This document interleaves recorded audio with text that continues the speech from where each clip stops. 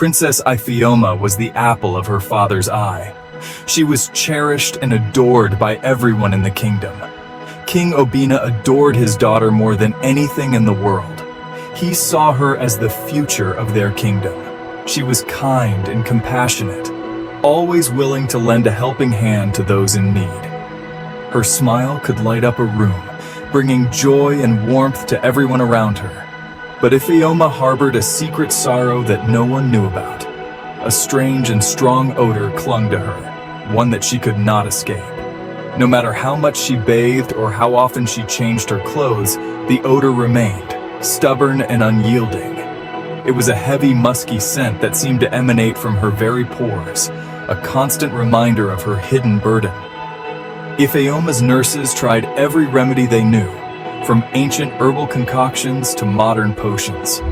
They bathed her in flower petals and fragrant oils, hoping to mask the scent. They dressed her in silks infused with exotic perfumes, but nothing worked. The odor persisted. The odor persisted, a constant reminder of the princess's hidden burden, isolating her from the world. As Ifeoma grew older, her sorrow deepened, and the weight of her secret became heavier. The odor isolated her from others, creating an invisible barrier that no one could breach. It created an invisible barrier that no one could breach, leaving her feeling lonely and heartbroken. People would wrinkle their noses and whisper behind her back, their words cutting deeper than any blade. The princess could see the disgust in their eyes, and it broke her heart, leaving her feeling more isolated than ever. The villagers called her Princess Ifeoma the Odorous. Children would scatter when she passed. Even the palace servants, bound by duty, couldn't hide their revulsion. They would avert their faces and hold their breath when she was near. Suitors, eager to win the princess's hand, came from far and wide. They brought lavish gifts and promises of eternal devotion. But as soon as they came close enough to catch a whiff of her scent, their faces would contort in disgust. Their ardor would vanish like smoke in the wind. One by one, they all made their excuses and fled. They couldn't bear to be near her, let alone court her. Each rejection cut Ifeoma deeply. She retreated further into herself, convinced that she was unlovable. One day, a traveling troupe of musicians arrived at the palace. They were there to entertain the king and his court. Ifeoma, hidden away in her chambers, heard the sound of drums beating in the courtyard. Curiosity drew her to the window. Below, a young drummer named Kelechi captivated the audience. His hands moved with lightning speed, creating a whirlwind of rhythms that pulsed through the air. Ifeoma found herself tapping her foot along to the beat, her heart strangely lifted by the music.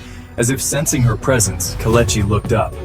His eyes met Ifeoma's, and for a moment, the world seemed to stand still. He smiled, a genuine, unguarded smile, and Ifeoma felt a flicker of hope ignite within her. It was a hope she hadn't dared to feel in a long time.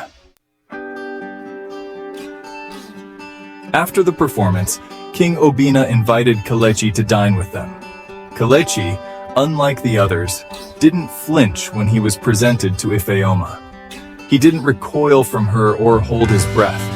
Instead, he looked at her with kindness and respect, as if she were any other princess. They talked late into the night, sharing stories and dreams. Kelechi was full of life and laughter.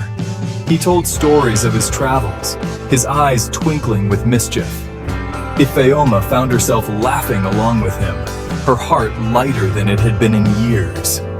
Kelechi, drawn to Ifeoma's kind heart and gentle spirit, returned to the palace day after day. They would sit in the garden, talking for hours on end. He brought her gifts of colorful scarves and fragrant spices, not to mask her odor, but simply to bring her joy. Section 5. Darkness falls upon the kingdom. A shadow fell upon the kingdom. The plague, a swift and merciless killer, swept through the land. It spared no one, rich or poor, young or old. Fear gripped the hearts of the people. The palace gates were closed, and everyone inside was quarantined. Ifeoma, her heart heavy with dread, helped tend to the sick. She showed no fear, comforting the afflicted and offering words of solace. One by one, members of the court succumbed to the illness. Then, Ifeoma too fell ill. Her fever raged for days. She lay in her bed, burning with heat, her life hanging in the balance. King Obina kept vigil by her side, his heart breaking at his daughter's suffering. Section 6. A fragrant flower blooms again.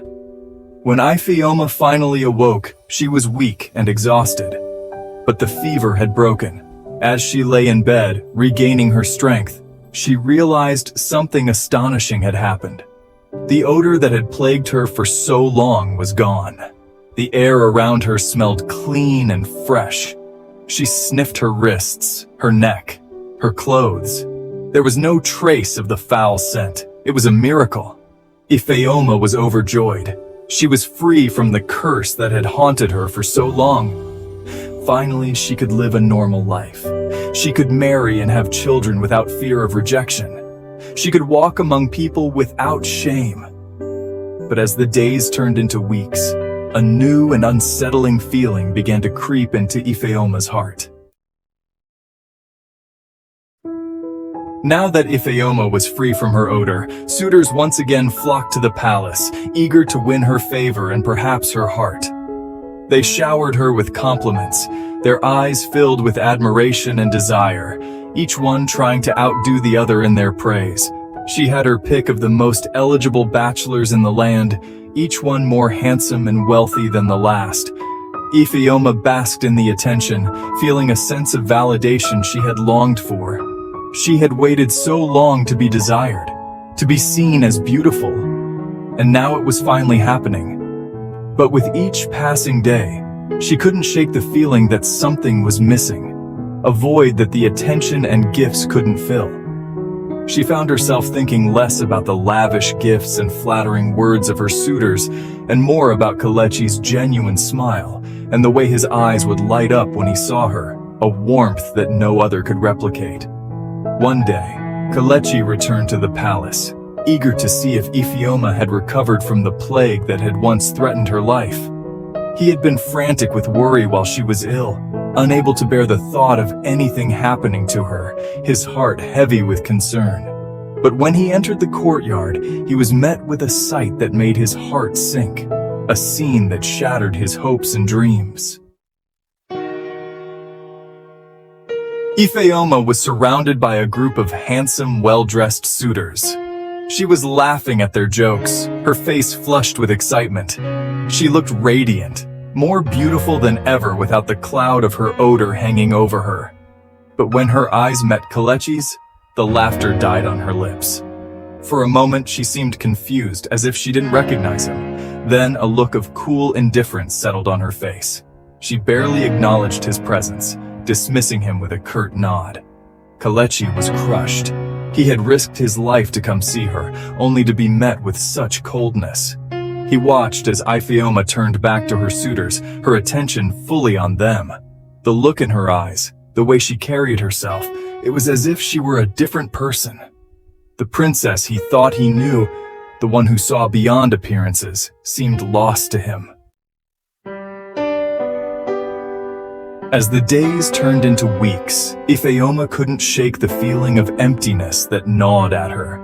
The suitors, with their empty flattery and superficial charm, held no appeal for her. She realized that the attention and admiration she now received meant nothing.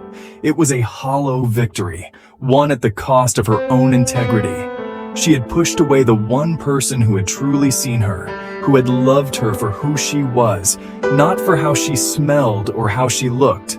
One night, unable to bear the guilt and regret any longer, Ifeoma slipped out of the palace.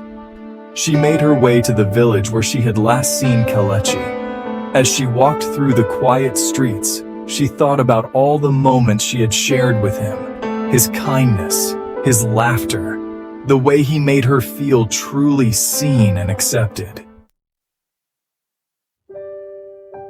Ifeoma found Kelechi sitting by the river, his drums silent beside him, a stark contrast to the vibrant rhythms he usually played. He looked up as she approached, his eyes filled with a mixture of hurt and longing, emotions that had been building up for days. Tears welled up in Ifeoma's eyes as she took in his sad expression, realizing the depth of the pain she had caused him. "Kelechi," she whispered, her voice thick with emotion. "I was so wrong. I see now how my actions have hurt you deeply. I let vanity and pride blind me," she continued, her voice trembling. "I was so caught up in my own world that I failed to see your love. I pushed you away when all you ever offered was love and acceptance. I was foolish and selfish." Ifeoma poured out her heart to him, confessing her foolishness and begging for his forgiveness, her words a torrent of regret and sorrow. Kelechi listened patiently, his heart softening as he saw the genuine remorse in her eyes. He could see she was truly sorry. He took her hands in his touch gentle and forgiving, a silent promise of understanding and a new beginning. "Ifeoma," he said, his voice filled with warmth, "true beauty lies not in our outward appearance but in the kindness and compassion we show to others. It's the love we give and receive that truly defines us." And so, under the soft glow of the moonlight, Ifeoma and Kelechi reconciled, their hearts finding peace in each other's presence. Their love, tested by adversity and strengthened by understanding, blossomed anew. They knew that this time, their bond was unbreakable. They had both learned a valuable lesson about the fleeting nature of physical beauty and the enduring power of true love and acceptance. Their journey had brought them closer, teaching them that love, when nurtured with care and respect, could overcome any obstacle.